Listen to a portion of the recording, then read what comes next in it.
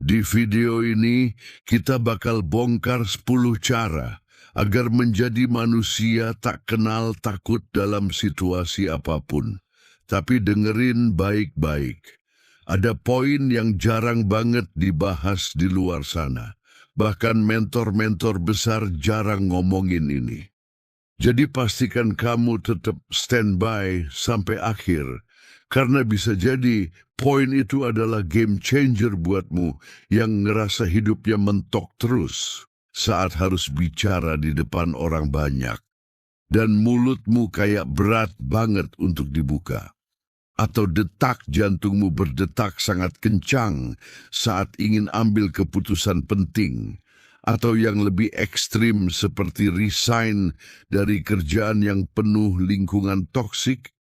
Bosmu yang selalu marah-marah walaupun kamu sudah memberikan yang terbaik untuk pekerjaanmu yang udah jelas-jelas bikin kamu stres. Kamu nggak sendiri, Sob. Rasa takut itu bukan hanya milik mereka yang dibilang pengecut. Bahkan orang paling sukses dan orang-orang yang terlihat hebat pun punya rasa takut. Bedanya, mereka tahu cara mengendalikannya. Dan itulah kenapa mereka bisa mencapai mimpi-mimpi dan impian mereka, sementara yang lain tetap di tempat yang sama. 1. Takut itu datang dari imajinasi, bukan kenyataan. Di banyak daerah-daerah di Indonesia atau di lingkungan sekitar kita sering dengar orang bilang, jangan terlalu berani, nanti jatuh. Mentalitas ini menular. Hasilnya, banyak orang nggak berani buka usaha karena takut rugi. Nggak berani pindah kota karena takut sendirian. Nggak berani ngomong jujur karena takut nggak diterima. Padahal takut itu lebih sering datang dari pikiran kita sendiri. Menurut buku Feel the Fear and Do It Anyway, karya Susan Jeffers, 90% rasa takut kita nggak pernah terjadi. Kita cuma membayangkan kemungkinan terburuk, tapi kenyataannya nggak separah itu. Contohnya, kamu takut ngomong di depan umum. Dalam pikiranmu, semua orang bakal ngejudge.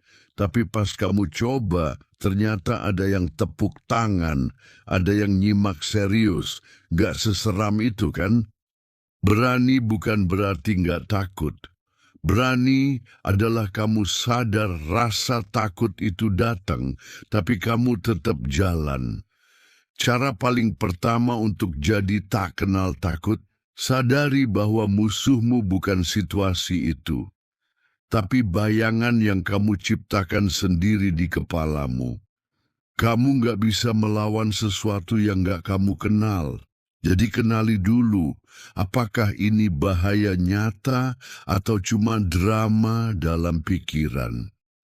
Latih otakmu untuk bertanya, apa hal terburuk yang bisa terjadi?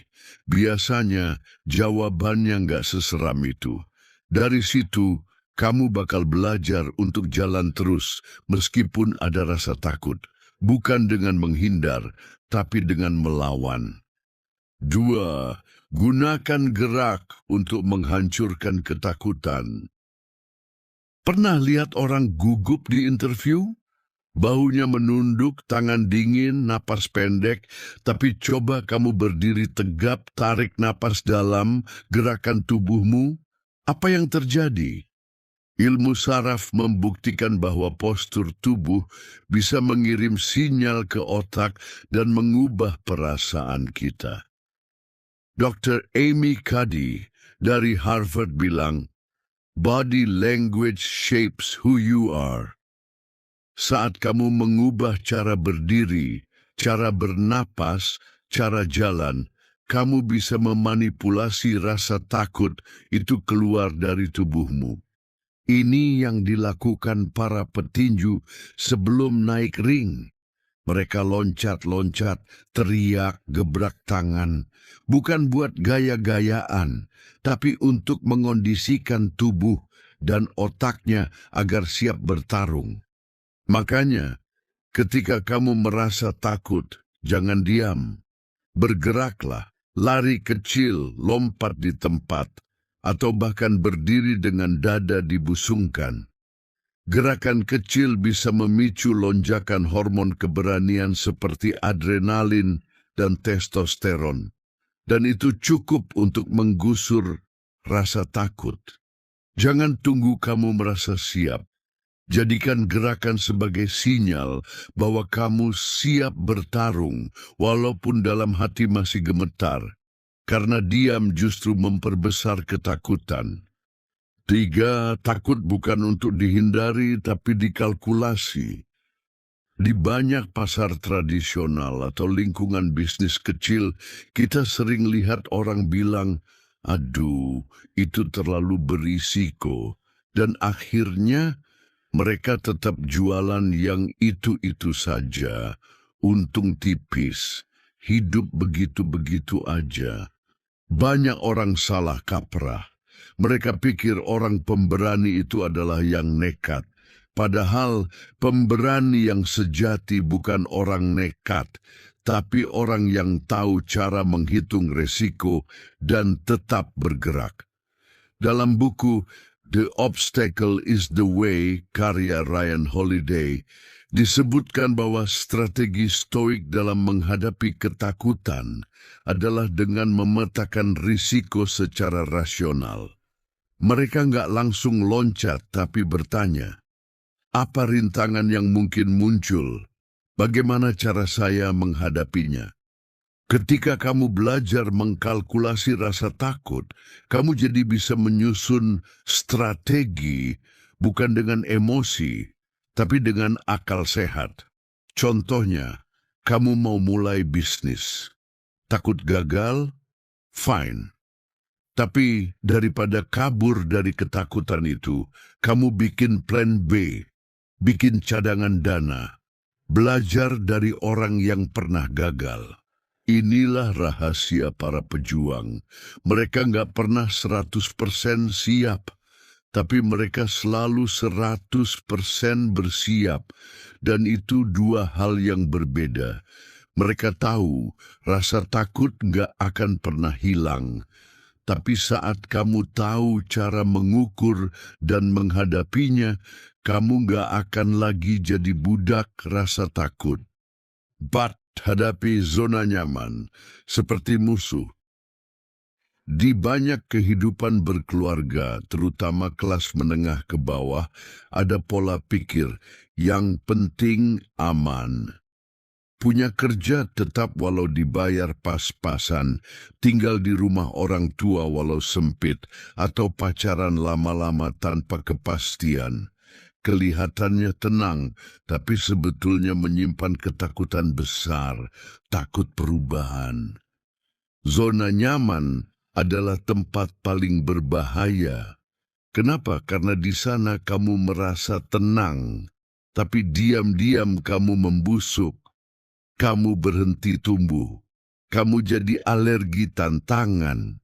Dan yang lebih parah, kamu mulai takut hal-hal yang dulu kamu anggap sepele. Menurut buku The War of Art, rasa takut paling berbahaya adalah yang tumbuh saat kita stagnan. Ketika kita nggak bergerak, otak kita menciptakan ilusi bahwa dunia di luar sana terlalu kejam, terlalu berat, terlalu beresiko. Makanya, cara untuk jadi tak kenal takut bukan dengan menghindari zona nyaman, tapi dengan memusuhinya. Anggap zona nyaman seperti jebakan licin yang terus menarikmu kembali. Setiap kali kamu mulai merasa tenang, mulai merasa cukup, waspada. Itu tanda kamu butuh tantangan baru. Mulailah dari yang kecil, ambil tugas baru, bangun 1 jam lebih pagi. Pecahkan pola hidupmu, karena keberanian bukan muncul saat semuanya aman. Keberanian lahir dari kebiasaan menghadapi ketidaknyamanan. 5. Belajar dari kekalahan lebih cepat dari orang lain. Di lingkungan kompetitif seperti bisnis atau olahraga, siapa yang paling cepat belajar dari kegagalan, dialah yang menang. Sayangnya banyak orang ketika jatuh, mereka diam terlalu lama. Nyesel, menyalahkan diri sendiri, overthinking. Hasilnya, mereka terlambat bangkit. Padahal kunci untuk jadi manusia tak kenal takut adalah ini. Belajar untuk jatuh dan bangkit lagi, lebih cepat dari siapapun. Seorang petinju dunia pernah bilang, yang bikin saya juara bukan pukulan saya, tapi karena saya lebih cepat berdiri setiap kali dijatuhkan. Dalam bukunya Mindset, Carol Dweck menjelaskan tentang growth mindset, cara berpikir bahwa kegagalan adalah bagian dari proses belajar, bukan akhir segalanya. Orang yang punya growth mindset justru mencari kegagalan, karena di sanalah mereka menemukan kekuatan baru. Contohnya, ketika bisnismu gagal, bukannya panik dan hilang arah, kamu langsung duduk dan evaluasi. Apa yang salah?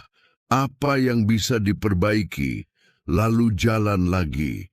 Setiap kekalahan adalah pelatih pribadi, tapi hanya yang tanggap yang bisa mengambil pelajaran sebelum yang lain menyadarinya. Takut gagal? Wajar. Tapi lebih gila lagi kalau kamu nggak pernah gagal. Itu artinya kamu nggak pernah mencoba hal besar. 6. Bangun identitas diri yang tak takut apapun. Pernah nggak kamu ketemu orang yang walaupun badannya kecil, cara jalannya aja bikin orang segan, atau orang yang kalau ngomong pelan, tapi semua diam dan dengerin? Itu bukan soal gaya, itu soal identitas. Banyak orang berjuang melawan rasa takut, tapi mereka lupa membangun siapa diri mereka sebenarnya. Dan ketika kamu nggak jelas siapa dirimu, maka rasa takut bisa menyamar jadi apa saja. Minder, insecure, overthinking, bahkan rasa nggak pantas.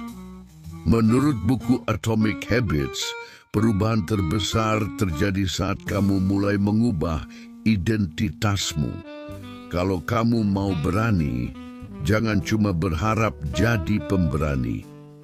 Katakan pada dirimu, saya adalah orang yang selalu melangkah meski takut. Ulangi, tanamkan, hidupi.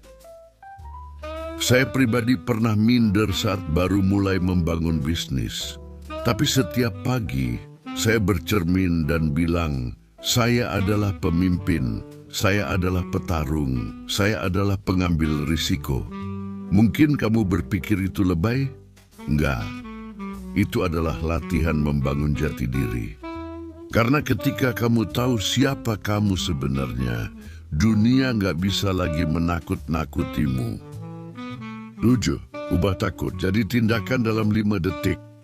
Bayangin kamu lagi duduk mau mulai kerja atau mau chat orang penting, tapi kamu ragu.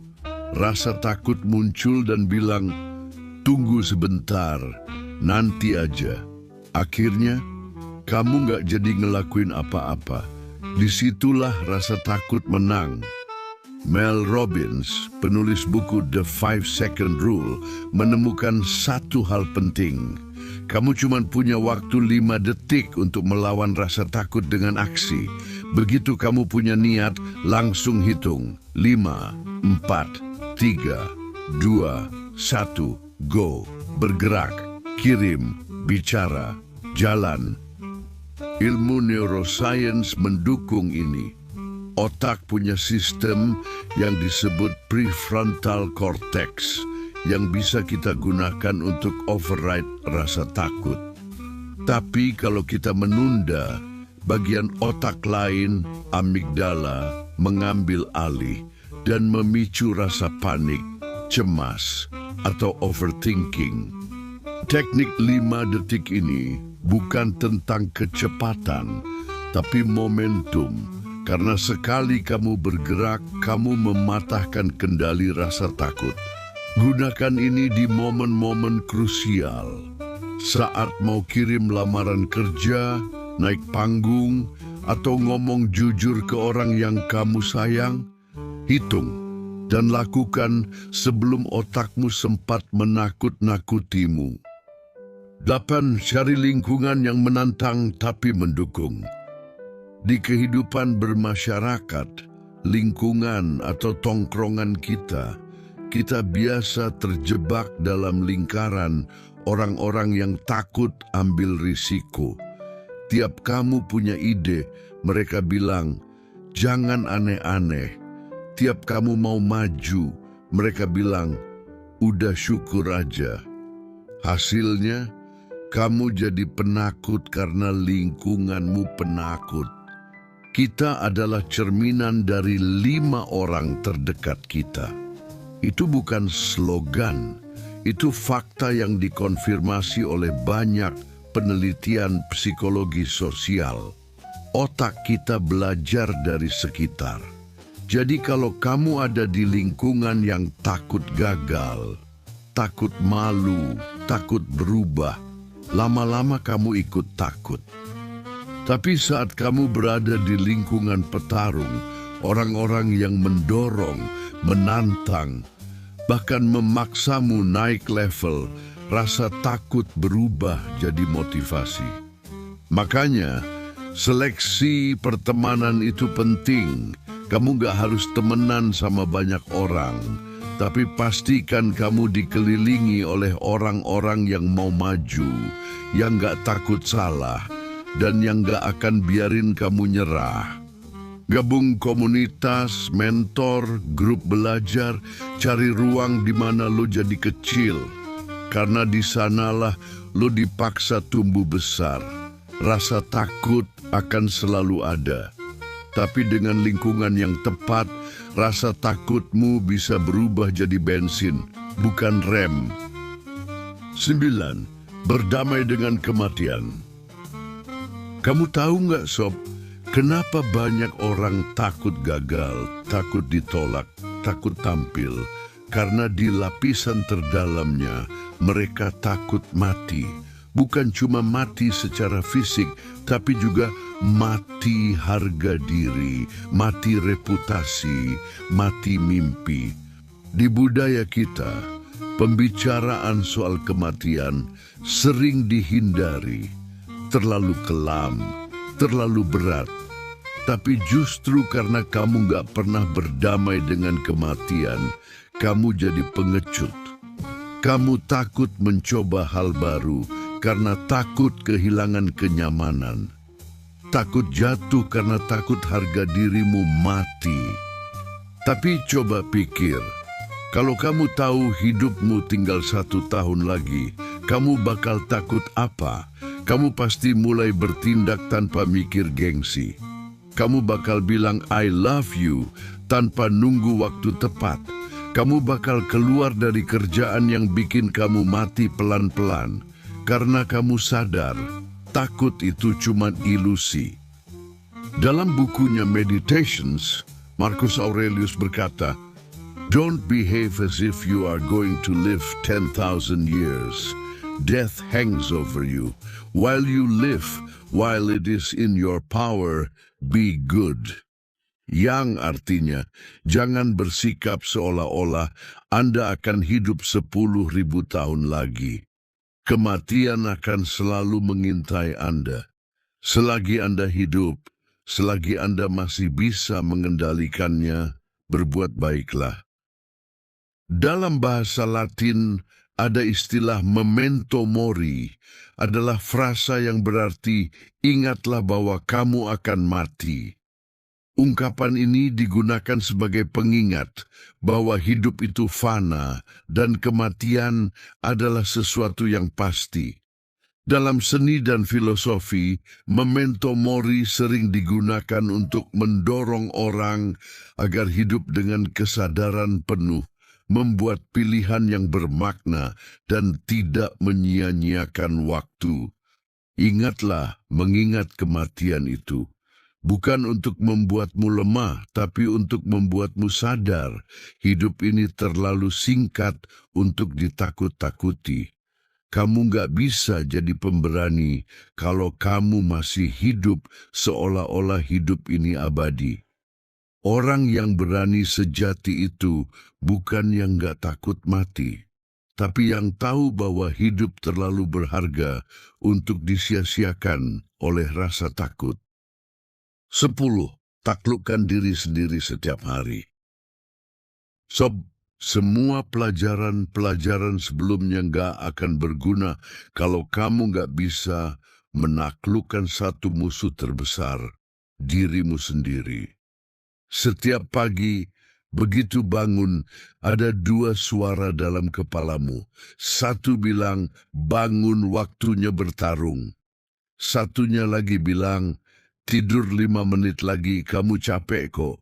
Dan kamu tahu kan, siapa yang sering menang? Yah, dirimu yang paling lemah. Dalam dunia fighting atau pertarungan, musuh paling berat bukan lawan di ring, tapi ego, rasa malas, keraguan dalam latihan. Dalam bisnis pun sama, yang bikin gagal bukan pesaing, tapi disiplin yang hilang, emosi yang gak terkontrol, atau ide yang ditunda terus karena takut gak sempurna. Buku Can't Hurt Me karya David Goggins bilang, most people fail not because they're incapable, but because they let their weak mind lead.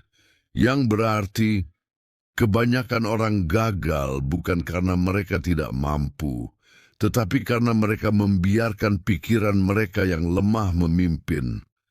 Setiap hari kamu harus menang kecil dulu. Bangun lebih cepat dari rasa malas. Fokus kerja saat kamu ingin main HP. Olahraga saat badanmu bilang capek.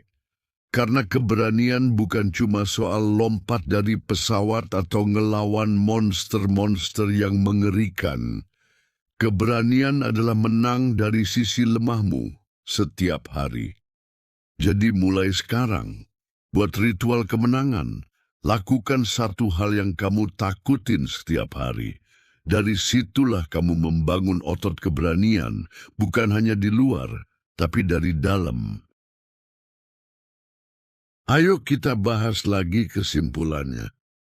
Pertama, takut berasal dari imajinasi. 90% ketakutan tidak pernah terjadi. Lawan bayanganmu sendiri. Kedua, gerakan tubuh. Postur dan gerakan fisik bisa mengubah rasa takut jadi keberanian. Ketiga, hitung risiko, bukan hindari. Pemberani bukan yang nekat, tapi yang pintar menyusun strategi. Keempat, musuhi zona nyaman. Ketakutan tumbuh saat kita berhenti menantang diri. Kelima, gagal lebih cepat, bangkit dan belajar dari kegagalan lebih cepat dari orang lain. Keenam, bangun identitas pemberani. Katakan pada dirimu, saya adalah orang yang bertindak meski takut. Ketujuh, 5-second rule. Hitung 5, 4, 3, 2, 1 dan langsung bertindak sebelum otakmu memicu rasa takut. Kedelapan, pilih lingkungan yang mendorongmu. Kamu akan seperti 5 orang terdekatmu. Kesembilan, berdamai dengan kematian. Hidup terlalu singkat untuk dihabiskan dalam ketakutan. Dan yang terakhir, taklukkan dirimu setiap hari. Keberanian dimulai dari menang atas kemalasan dan keraguan diri. Ingat sob, setiap poin tadi bukan cuma tips, tapi pondasi. Kamu nggak akan jadi tak kenal takut dalam semalam. Tapi kalau kamu jalanin ini dengan konsisten, kamu bukan cuma akan berani, kamu akan tak terbendung. Sekarang kamu sudah tahu 10 strategi untuk jadi manusia yang tak kenal takut dalam situasi apapun. Tapi ingat, semua ini cuma teori kalau kamu gak mulai praktek hari ini. Tulis di komentar, saya mulai taklukkan rasa takut hari ini. Dan kalau kamu ngerasa video ini bermanfaat dan layak dibagikan ke orang yang kamu sayang, jangan simpan ini sendiri. Sebarkan keberanian. Karena dunia ini nggak butuh lebih banyak orang pintar atau kaya. Dunia ini butuh lebih banyak petarung yang nggak takut hidup sepenuhnya. Sampai jumpa di video berikutnya.